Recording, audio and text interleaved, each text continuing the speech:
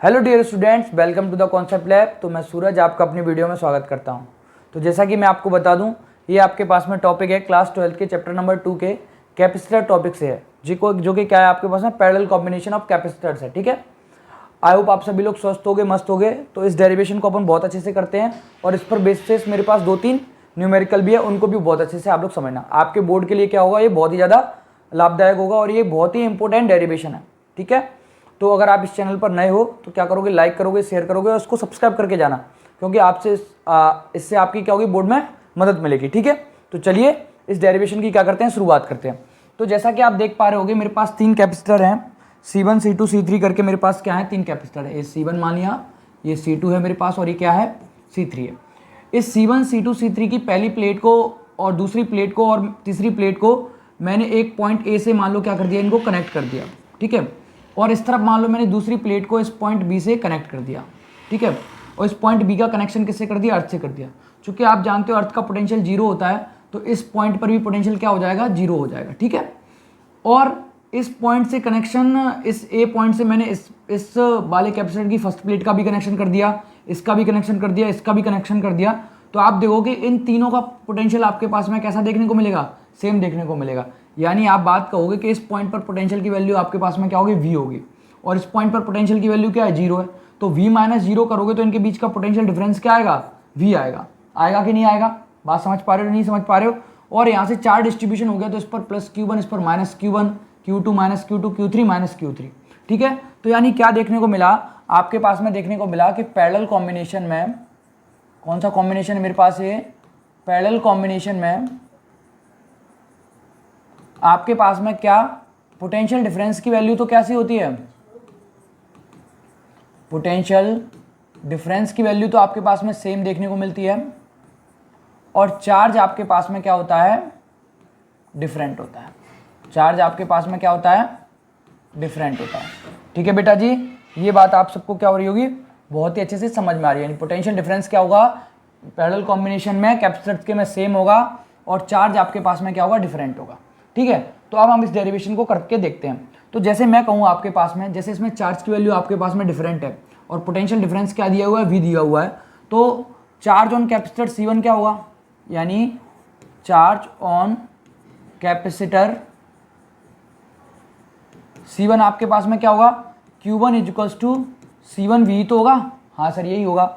वहीं आपके पास में कैपेसिटर C2 पर क्या चार्ज होगा, आप कहोगे Q2 इजिकल्स टू C2V। वहीं सेम आपके पास में कैपेसिटर C3 पर चार्ज किस तरीके से निकालोगे, C3 equals to Q3 equals to C3V। बोलो हाँ है ना। तो ये आपके पास में पहले कैपेसिटर पर चार्ज आ गया, ये आपके पास में दूसरे कैपेसिटर पर चार्ज आ गया, और ये आपके पास में तीसरे कैपेसिटर पर चार्ज आ गया। समझे कि नहीं समझे बेटा जी। अब मुझे एक बात बताओ, इन तीनों कैपेसिटर के प्लेस पर मैं इक्विवेलेंट कैपेसिटर क्या ले लूँ, C ले लूँ। तो जो चार्ज Q1, Q2 और Q3 जो कि Q से ही निकला हुआ है, जैसे मैं कहूँगा ये 20 कूलम का चार्ज है और ये 3 जगह डिवाइड हो गया।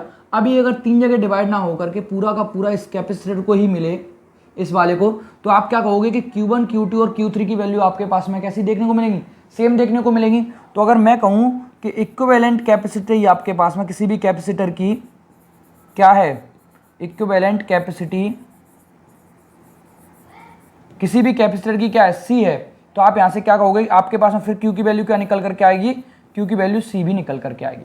और जैसा कि आपको दिख रहा होगा, जैसा कि आपको क्या दिख रहा होगा कि जो Q1 और Q2 और आपके पास में Q3 की वैल्यू वो कैसे है, एक दूसरे के बराबर है, क्योंकि डिस्ट्रीब्यूशन तो वहीं से हो रहा है। ये पूरे आपके पास में एक कैपेसिटर को मिल रहा है, इक्विवेलेंट कैपेसिटर को, और ये तीनों का मिलाकर के सम है। तो Q1, Q2 और Q3 की वैल्यू क्या होगी, इस Q के बराबर होगी। तो Q की वैल्यू कितनी है, C भी, और ये क्या है, C1 भी प्लस C2 भी और प्लस C3 भी। V कॉमन आ जाएगा बेटा इस सब में से, तो C1 प्लस C2 और प्लस आपके पास में क्या होगा, C3 हो जाएगा। तो जैसा कि आप देखोगे इस V से ये V क्या हो जाएगा, कैंसिल हो जाएगा, और आपके पास में क्या निकल करके आएगा, C equals to C1 plus C2 plus C3। यानी पैरेलल कॉम्बिनेशन में आपके पास में कैपेसिटर की जब जुड़े हुए हैं तो उनकी कैपेसिटी क्या होगी, C equals to C1 plus C2 plus C3 होगी। ठीक है बेटा जी। वहीं अगर मैं आपसे बात करूं कि सीरीज कॉम्बिनेशन में आपके पास में क्या होगी, तो सीरीज कॉम्बिनेशन में क्या होती है, 1/C equals to 1/C1 plus 1/C2 और प्लस 1/C3। और पैरेलल कॉम्बिनेशन क्या होती है, C equals to C1 plus C2 plus C3। ये टर्म्स आपको क्या रखनी पड़ेंगी, याद रखनी पड़ेंगी, ठीक है। पैरेलल कॉम्बिनेशन में C equals to C1 plus C2 plus C3, और वहीं सीरीज कॉम्बिनेशन में आपके पास में 1/C1 plus 1/C2 plus 1/C3 होता है, ठीक है। और ये आपके पास में क्या हो जाएगी, पैरेलल कॉम्बिनेशन की ऑफ कैपेसिटर्स की डेरिवेशन कंप्लीट होकर के आ जाती है, फॉर्मूला यहाँ से ड्राइव हो जाता है। अब मेरे पास एक क्वेश्चन है आपके पास में क्या, कि 4 माइक्रोफेरेड और 8 माइक्रोफेरेड के दो कैपेसिटर्स हैं जो कि किस कॉम्बिनेशन में, सीरीज कॉम्बिनेशन में जुड़े हुए हैं, और इससे आपके पास में 24 वोल्ट की बैटरी जुड़ी हुई है, ठीक है। तो आप क्या कहोगे कि मेरे को आपको इधर कुछ चीज़ें बतानी है, आपको बताना है कैपेसिटी कितनी होगी, इसके हर कैपेसिटर पर चार्ज कितना होगा, पोटेंशियल डिफरेंस कितना होगा, और एनर्जी कितनी होगी। तो जरा एक बात ध्यान से समझना कि अभी पीछे पढ़ करके आए हो कि जो पोटेंशियल डिफरेंस की वैल्यू होती है वो तो आपके पास में पैरेलल कॉम्बिनेशन में क्या देखने को मिलती है, सेम देखने को मिलती है, और वहीं आपके पास में सीरीज कॉम्बिनेशन में किसकी वैल्यू सेम होती है, चार्ज की वैल्यू सेम होती है, ठीक है भाई। चार्ज की वैल्यू किसमें सेम होती है, सीरीज कॉम्बिनेशन में सेम होती है, और डिफरेंट किसकी वैल्यू होती है, पोटेंशियल डिफरेंस की वैल्यू आपके पास में क्या होती है, डिफरेंट होती है। तो सबसे पहले हम कैपेसिटी निकालते हैं, सबसे पहले हम क्या निकालते हैं, कैपेसिटी निकालते हैं। तो आप जानते हो क्या फॉर्मूला होता है, 1/C equals to 1/C1 plus 1/C2, यही तो होता है। यानी आपके पास में C1 कितना दिया हुआ है, C1 दिया हुआ 4 माइक्रोफेरेड, और C2 कितना दिया हुआ है, 8 माइक्रोफेरेड, ठीक है भाई। तो यहाँ से C की वैल्यू क्या निकल करके आएगी, C1 into C2 upon C1 plus C2। Simple सा फंडा है, किस तरीके से है कि इसको एलसीएम लोगे आप लोग तो C1 into C2 upon C1 plus C2, इसका रेसिप्रोकल करोगे तो ये ऊपर पहुंच जाती है, ठीक है। तो यहाँ से C1 की वैल्यू कितनी दी हुई है, 4 इंटू 8 करोगे, और ये 4 प्लस 8 करोगे, आप देख पाओगे तो 32 अपॉन आपके पास में क्या आ जाएगा, 12 आ जाएगा। 4 से डिवाइड दोगे तो 4 8 जा 32 और 4 3 जा 12, तो C बराबर आपके पास में क्या आएगा, 8/3 माइक्रोफेरेड। यानी आपके पास में कैपेसिटी क्या निकल करके आई, 8/3 माइक्रोफेरेड आपके पास में इसकी कैपेसिटी निकल करके आई। जब मेरे को एक बात समझाना, अगर मैं इसका डायग्राम बनाऊं आपके पास में, दोनों की इक्विवेलेंट कैपेसिटी मेरे पास मान लो ये निकल करके आई, और इससे मेरे पास आपके पास में 24 वोल्ट की क्या जुड़ी हुई है, बैटरी जुड़ी हुई है।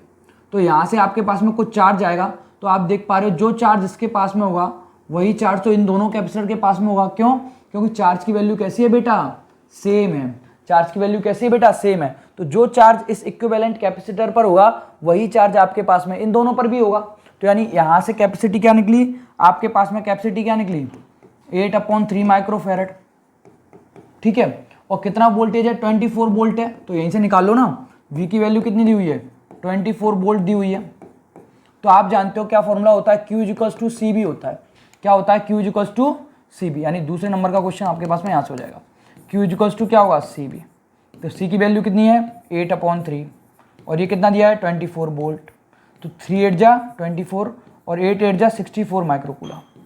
यानी आपके पास में चार्ज की कितनी वैल्यू निकल करके आएगी, 64 माइक्रोकूलम। यानी मैं कहूँ 64 माइक्रोकूलम तो चार्ज इसके पास होगा, और वहीं 64 माइक्रोकूलम चार्ज आपके पास में इसके पास में होगा। तो ये दोनों बातें आपके पास में क्या हो रही होंगी, क्लियर हो रही हैं, ठीक है। अगर इन दोनों बातों से आपको समझ में आ रहा होगा तो तीसरा क्या है, potential difference on each capacitor. यानी थर्ड टर्म आपके पास में क्या दी हुई है, potential difference on each capacitor. अब मेरे को एक बात बताओ, दिक्कत क्या है पोटेंशियल डिफरेंस निकालने में। आपके पास में कैपेसिटी दी हुई है, हाँ सर दी हुई है। आपके पास में चार्ज दिया हुआ है, हाँ दिया हुआ है। तो टोटल आपके पास में इतना इसी का ही डिस्ट्रीब्यूशन हुआ होगा, 24 का ही तो आधे किए होंगे इन्होंने, या तो 10/14 में हुआ होगा, या 20/4 में हुआ होगा, कितने में, या 16/8 में हुआ होगा, जितना भी हुआ होगा तो निकाल लो। तो क्या होता है आपके पास में, V बराबर क्या निकालोगे, यहाँ से Q/C करोगे, ठीक है। Q/C1 करोगे, इसका C1 माना, इसको हम लोगों ने C2 माना। तो Q की वैल्यू कितनी है, 64, और माइक्रो से माइक्रो कट जाएगी तो ये 4 आ गया। तो कितना आएगा, 4 एकम 4 और 4 छक्के 24, यानी 16 वोल्ट, ठीक है बेटा जी। यानी V1 की वैल्यू आपके पास में इधर कितना आया, 16 वोल्ट आया। इस पर कितना पोटेंशियल डिफरेंस होगा, 16 वोल्ट होगा। वहीं V2 की वैल्यू आप क्या करोगे, Q/C2 करोगे, तो 64/8, 8 8 जा 64, तो ये आपके पास में क्या है, 8 वोल्ट आया। यानी यहाँ से आपके पास में पोटेंशियल डिफरेंस कितना आया, 8 वोल्ट आया, और ये आपके पास में कितना होगा, 16 वोल्ट होगा। तो ये आपके पास में थर्ड नंबर भी क्या हो गया, कंप्लीट हो गया, फर्स्ट सेकंड थर्ड हो गया। अब लास्ट क्वेश्चन आपके पास में आपको बताना है कि 8 माइक्रोफेरेड पर कितनी कैपेसिटर पर कितनी एनर्जी स्टोर्ड होगी। तो हम जानते हैं U इक्वल्स टू क्या फॉर्मूला होता है, 1/2CB² होता है। क्या होता है, 1/2CB²। तो C1 क्या 8 माइक्रोफेरेड है, इस वाले पर बताना है, तो 1/2 C2, V2 की वैल्यू भी दी हुई है V2 स्क्वायर। तो क्या हो जाएगा बेटा 1/2 C2 की वैल्यू कितनी है 8 माइक्रोफेरेड, 8 माइक्रोफेरेड। ओके, V2 की वैल्यू कितनी है 8 वोल्ट यानी 8 का स्क्वायर। तो 2 4 जा क्या हो गया यहाँ से 8 हो गया, तो 4 × 8 8 जा 64। ठीक है, तो 4 से गुणा कर लो, 4 चौको 16 की 6, कैरी आई 1, 4 छक्के 24 और 1 25। तो कितना आ गया माइक्रो जूल। यानी आपके पास में एनर्जी क्या निकल करके आ गई 256 माइक्रो जूल निकल करके आ गए। तो बेटा समझ पा रहे हो, इस तरीके से आप किसी की भी क्या निकाल पाओगे कैपेसिटी निकाल पाओगे, इस तरीके से आप क्या निकालोगे चार्ज निकालोगे, इस तरीके से आप पोटेंशियल डिफरेंस निकालोगे, और इस तरीके से आप क्या निकालोगे एनर्जी निकालोगे। ठीक है, ये बिल्कुल सिंपल सा फंडा है इस तरीके से सॉल्व करने का। ओके, तो चलो आगे बढ़े, चलो आगे देखते हैं। आगे आपके पास में क्या है, अब सीधा सिंपल सी चीज है, देख पा रहे होगे ये कौन सा कॉम्बिनेशन है, पैरेलल कॉम्बिनेशन ऑफ कैपेसिटर्स है कि नहीं है। यहाँ 4 वोल्ट की आपके पास में क्या जोड़ी हुई है, बैटरी जोड़ी हुई है। इस तरीके से इस साइड तो 0 ही रहता है, अर्थ से कनेक्शन किया हुआ मानते हैं हम लोग। तो मेरे को एक बात बताओ, इस किनारे पॉइंट ए और इस पॉइंट बी के बीच में कितना पोटेंशियल डिफरेंस 4 वोल्ट। आप पीछे पढ़ कर आ रहे हो, क्या पढ़ करके आ रहे हो कि भाई पैरेलल कॉम्बिनेशन ऑफ कैपेसिटर में पोटेंशियल डिफरेंस की वैल्यू आपके पास में कैसी होती है, सेम होती है। तो यानी अगर मैं बोलूं इस वाले कैपेसिटर और इस वाले कैपेसिटर और इस वाले कैपेसिटर पर पोटेंशियल की वैल्यू आपके पास में कैसी होगी, सेम होगी। यानी इसका आंसर तो डायरेक्ट क्या दे दोगे, इसका आंसर तो आप लोग डायरेक्ट क्या दे दोगे 4 वोल्ट दे दोगे। क्या दे दोगे बेटा 4 वोल्ट दे दोगे। ठीक है, चलिए करने की बारी किसके, इक्विवेलेंट कैपेसिटी की।